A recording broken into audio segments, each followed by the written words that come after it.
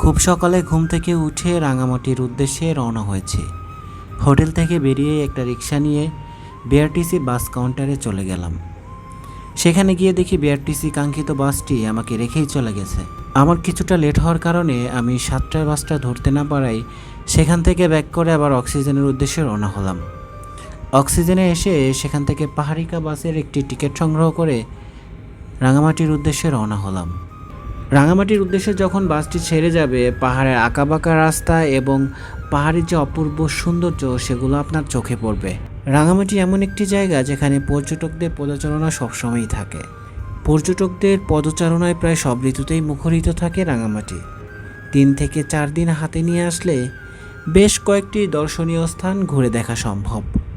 স্বচ্ছ জলের বুকে ভেসে পাহাড়ের নৈসর্গিক সৌন্দর্য উপভোগ করতে চাইলে চলে যান রাঙামাটির পথে। চট্টগ্রাম শহর থেকে প্রায় 70 কিলোমিটার দূরে অবস্থিত রাঙামাটি জেলা লেক, বন, বনানী, ঝর্ণা আর সবুজ পাহাড়ের বেষ্টিত দেশের সর্ববৃহৎ এ জেলাটি প্রাণ প্রাচুর্যে ভরপুর অপূর্ব এক স্থান। যে স্থানে আমি ছুটে চলেছি আজকে, প্রত্যেকটা ভিডিওর মাধ্যমে আপনাদেরকে রাঙামাটির সকল বিষয় আশায় তুলে ধরার চেষ্টা করব। আজকের ভিডিওর মাধ্যমে আমি আপনাদেরকে রাঙামাটির যে পাহাড়ি রাস্তা, সেই পাহাড়ি রাস্তার দৃশ্য দেখাচ্ছি এবং পরবর্তী ভিডিওগুলোতে রাঙামাটির দর্শনীয় স্থানগুলো দেখানোর চেষ্টা করব। রাঙামাটি জেলা বাংলাদেশের দক্ষিণ পূর্বাঞ্চলে অবস্থিত চট্টগ্রাম বিভাগের একটি প্রশাসনিক অঞ্চল। এটি একটি পার্বত্য জেলা। এটি বাংলাদেশের সর্ববৃহত্তম জেলা। উপজেলা সংখ্যা অনুসারে রাঙামাটি বাংলাদেশের একটি এ শ্রেণীভুক্ত জেলা। রাঙামাটি জেলার মোট আয়তন 6116.13 বর্গ কিলোমিটার। এটি আয়তনের দিক থেকে বাংলাদেশের সর্ববৃহৎ জেলা। 2011 সালের পরিসংখ্যান অনুযায়ী রাঙামাটি জেলার মোট জনসংখ্যা 6,20,214 জন। এর মধ্যে পুরুষ 3,25,823 জন এবং মহিলা 2,94,391 জন।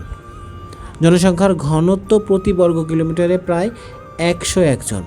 ধর্মবিশ্বাস অনুসারে জেলার মোট জনসংখ্যার 36.82% মুসলিম, 5.30% হিন্দু, 56.6% বৌদ্ধ এবং 1.82% খ্রিস্টান ও অন্যান্য ধর্মাবলম্বী।